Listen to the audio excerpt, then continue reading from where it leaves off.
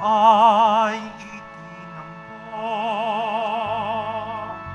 Sa Kanya tayo'y dumulog, kasamaan ay natapos.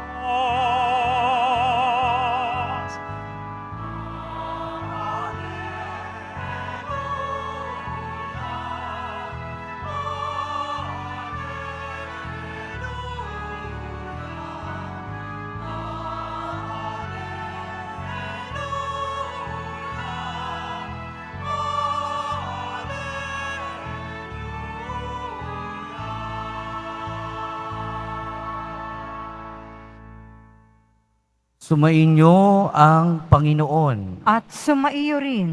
Ang mabuting balita ng Panginoon ayon kay San Marcos. Papuri sa iyo, Panginoon. Noong panahong iyon, pag-uwi ni Jesus, kasama ang kanyang mga alagad, muling nagkatipon ang napakaraming tao. Ano pat hindi man lamang makuhang kumain ni Jesus at ng kanyang mga alagad. Nang mabalitaan ito ng kanyang mga kasambahay, sila'y pumaroon upang kunin siya, sapagkat sabi ng mga tao, nasisiraan siya ng bait. Sinabi naman ng mga eskribang dumating mula sa Jerusalem, inaalihan siya ni Beelzebul, ang prinsipe ng mga demonyo. Ito ang nagbigay sa kanya ng kapangyarihang magpalayas ng mga demonyo. Kaya't pinalapit ni Jesus ang mga tao at sinabi sa kanila ang ilang talinhaga. Paano mangyayaring palalayasin ni Satanas si Satanas? Kapag naglaban-laban ang nasasakupan ng isang kaharian, hindi mananatili ang kahariang iyon. At kapag naglalaban-laban ang magkakasambahay, hindi mananatili ang sambahayang iyon. Gayon din naman kapag naghimagsik si Satanas laban sa kanyang sarili at naglaban-laban ang kanyang nasasakupan, hindi magtatagal at darating ang kanyang wakas. Walang makapapasok sa bahay ng isang taong malakas at makaaagaw ng kanyang ari-arian, malibang gapusin muna niya ang taong iyon. Saka pa lamang niya malolooban ang bahay na yaon. Tandaan ninyo ito, maari ipatawad sa mga tao ang lahat ng kasalanan at panlalait nila sa Diyos, ngunit ang sino mang lumait sa Espiritu Santo ay hindi mapapatawad. Ang kanyang kasalanan ay hindi mapapawi kailanman. Sinabi ito ni Jesus sapagkat ang sabi ng ilan, inaalihan siya ng masamang espiritu.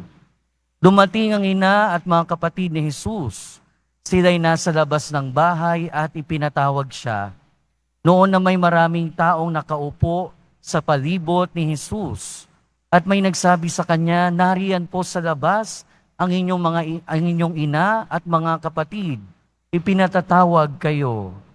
Sino ang aking ina at mga kapatid? Ani Jesus. Tumingin siya sa mga nakaupo sa palibot niya at nagwika, ito ang aking ina at mga kapatid. Sapagkat sino mang tumatalima sa kalooban ng Diyos ay siya kong ina at mga kapatid. Ang mabuting balita ng Panginoon. Pinupuri ka namin, Panginoong Hesukristo. Magsiupo muna po ang lahat. Magandang umaga po sa inyong lahat. At welcome sa Minor Basilica and National Shrine of Jesus Nazareno. Mga kapatid, sa ating mga pagbasa, dalawang bagay. Labas at loob. Pagpasok at paglabas. Sa ating unang pagbasa, narinig natin the fall of man. Narinig natin kung papaanong nahulog sa kasalanan sina Eva at Adan. At ang pagkahulog sa kasalanan ay paglabas sa grasya ng Diyos. Kaya nga ang kasunod na nito ay ang paglabas ni Eva at Adan sa paraiso. Ang paglabas ni Eva at Adan sa biyaya at grasya ng Diyos. Sa ating ikalawang pagbasa, narinig natin si San Pablo na sinasabi ang tungkol sa nakikita at hindi nakikita. At ang nakikita natin ay kung ano yung nasa labas. Nakikita natin kung ano yung nasa labas at hindi natin nakikita kung ano ang nasa loob. Sa ating ebanghelyo, narinig din natin, nasa labas.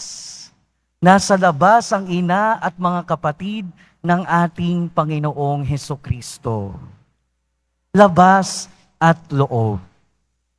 Mga kapatid, ang paanyaya sa atin ng ating mga pagbasa, unang-una, pumunta sa kung nasaan si Jesus. Pumasok sa kung nasaan ang ating Panginoong Hesukristo. Tayo dito ngayon, napakaraming tao dito sa Minor Basilica ng Jesus Nazareno, pero pwedeng nasa loob nga tayo, pero yung isip naman natin, nasa labas. Maraming ang tao sa labas, pero ang puso't isip ng nasa labas ay nasa loob. Sa ating ebanghelyo, sa unang bahagi, narinig natin, nasa loob ng tahanan ang ating Panginoong Hesukristo. At sa loob ng tahanan, dahil nandoon ang ating Panginoon, gustong pumasok ng lahat ng tao. Pero bakit? Dahil kung nasaan si Jesus, nandoon ang kagalingan. Kung nasaan si Jesus, nandoon ang biyaya. Kung nasaan si Jesus, nandoon ang kaligtasan. Kaya nga maintindihan natin kung bakit napakaraming tao na gustong pumasok doon sa tahanan kung nasaan ang ating Panginoong Hesukristo. At yun din ang paanyaya sa atin ng ating pagbasa. Pumunta tayo kung nasaan ang ating Panginoon. Dahil kung nasaan ang Diyos, nandun ang biyaya, nandun ang kaligtasan, nandun ang pagmamahal. Pangalawa, inaanyayahan tayo ng ating pagbasa na papasukin sa ating buhay ang ating Panginoong Hesukristo.